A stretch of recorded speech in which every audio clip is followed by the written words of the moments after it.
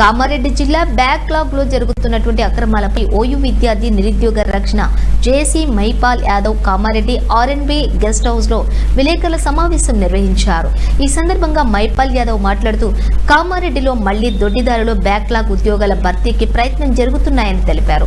2 నెలల క్రితం Somajiguda press club వేదికగా ప్రభుత్వం దృష్టికి ఈ సమాచారాన్ని తీసుకువెళ్లిన, అంతేకాకుండా నవంబర్ 29వ తేదీన నిజామాబాద్ జిల్లా ప్రెస్ క్లబ్ ద్వారా తెలియజేయడం జరిగిందని, అంతేకాకుండా డిసెంబర్ 20వ తేదీన బషీరాబాద్ ప్రెస్ క్లబ్ లో చెప్పడంతో అప్పుడు వెంటనే నవమాత్రంగా ఆపివేసి అందరూ కూడా మర్చిపోయారని, మళ్లీ తొందరలో నిరుద్యోగులకు బ్యాక్లాగ్ ఉద్యోగులలో మున్సిపల్, ఇరిగేషన్, రెవెన్యూతో పాటు అనేక రకాల డిపార్ట్మెంట్లో అక్రమాల భర్తీకి సలహాలు జరుగుతున్నాయని సమాచారం ఉందన్నారు.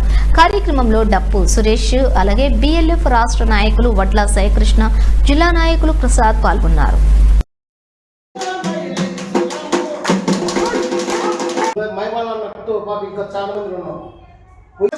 ఎస్సీ, ఎస్టీ, బీసీ మా ప్రజల ఓట్లతో ఎక్కడికక్కడ నువ్వు 7 మండలాల్లో, ఉమ్మడి మండలాల్లో ఈరోజు నీకు ఇన్ని ఓట్లేసి నిన్ను ఇప్పుడు ఉన్న ముఖ్యమంత్రి మీద, మాజీ ముఖ్యమంత్రి మీద ఆయన ఓడగొట్టి నిన్ను గెలిపిస్తే నువ్వేం చేస్తున్నావా? ఇలా ప్రజల దగ్గరికి వస్తున్నావా? ఏ సమస్య తెలుసుకుంటున్నావా? ఈరోజు ప్రైవేటు విద్యా సంస్థల్లో లక్షల్లో ఫీజులు తీసుకుంటా ఉన్నారు కామారెడ్డి పట్టణంలో. మీరు తట్టుకొని భయంకరమైన నిజాలు మాకు బయటకు వస్తాయి. ఆ రోజు మాత్రం అన్న డప్పు కొడితే అన్న కోసం అందరు సపోర్ట్ కొట్టాలి కానీ బ్యాక్లాగ్ జాబులు కానీ అన్ని అమ్ముకుంటుంటే ఈ నిరుద్యోగుల తరఫున నిరుద్యోగులను రక్షించడానికి ఒక్క జేఏసీ లేదు. కుల సంఘాలు ఉన్నాయి, కుల సంఘాల జేఏసీలు ఉన్నాయి, కానీ నిరుద్యోగులకు ఒక్క జేఏసీ లేదని చెప్పేసి తెలంగాణ నిరుద్యోగ రక్షణ జేఏసీ ఏర్పాటు చేసినాం. తెలంగాణ నిరుద్యోగ రక్షణ జేఏసీ ముఖ్య ఉద్దేశమే నిరుద్యోగులందరినీ కాపాడుకోవడం.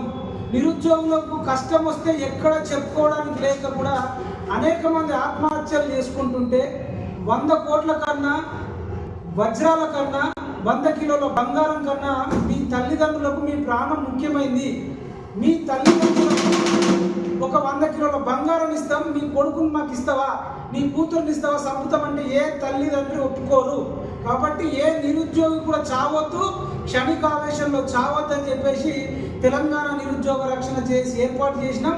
అప్పుడు సురేష్ అన్న చెప్పినట్టు అందరు తల్లుల కాళ్ళు మొక్కినాం. గ్రూప్ 1 జాబ్లు అమ్ముకున్నప్పుడు, పోస్ట్ పోన్ అవుతున్నప్పుడు ప్రబలిక అనే చెల్లె సూసైడ్ చేసుకుంటే 23 ఏళ్ళ చెల్లె చచ్చిపోతే అప్పుడు నిర్ణయించుకున్నాం, అవ్వ కేసీఆర్ ఉంటే మా పిల్లలకు జాబులు రావు, జాబులు అమ్ముకుంటారు అని చెప్పేసి ఇప్పుడు తల్లుల కాళ్ళు మొక్కి, అవ్వల కాళ్ళు మొక్కి సురేష్ అని వెళ్ళినట్టు అన్ని రాష్ట్రం అంతా లైబ్రరీల చుట్టూ తిరిగి, రైతుల దగ్గరికి వెళ్ళి, అవ్వల దగ్గరికి వెళ్ళి కేసీఆర్ ఓడగొట్టండి, అన్ని సమస్యలకు పరిష్కారం కేసీఆర్ ప్రభుత్వం ఓడిపోతేనే మన సమస్యలకు పరిష్కారం అయితే చేస్తే, ఇప్పుడు ఈ ప్రజాప్రభుత్వం వచ్చి, కాంగ్రెస్ ప్రభుత్వం వచ్చి, రేవంత్ రెడ్డి ప్రభుత్వం వచ్చి సంవత్సరం అవుతుంది. సంవత్సరం తర్వాత కూడా గతంలోనే జరిగినట్టు మళ్ళీ దొడ్డిదారిలో, మళ్ళీ అంటే గతంలోనే నిర్మల్లో 44 జాబులు అమ్ముకున్నారు. మరి బ్యాక్లాగ్ జాబులు అంటే తెలంగాణ మొత్తంలో గత ప్రభుత్వంలో జాబులు అమ్ముకుంటే ఈ ప్రభుత్వం వచ్చినాకన్నా జాబులు అమ్ముకోదేమో, చదువుకున్నోడికి వస్తుందేమో అని అనుకున్నాం. అన్న ఇంతకుముందు పాట పాడినప్పుడు నక్సలైట్ల ఏజెంట్ ఏంటంటే దున్నినోడికే భూమి, దున్ననోడికి అవసరం లేదు అంటే భూస్వాములు ఏం చేసేవాళ్ళంటే మొత్తం ఆక్పై చేసుకొని మన పేదోళ్ళతో పని చేయించుకునేది, డబ్బులేమో వాడికి, పని మన కష్టమేమో మనది. దున్నేటోడు ఒక్కోడు, ఆ డబ్బులు తీసుకునేటోడు ఒక్కోడు.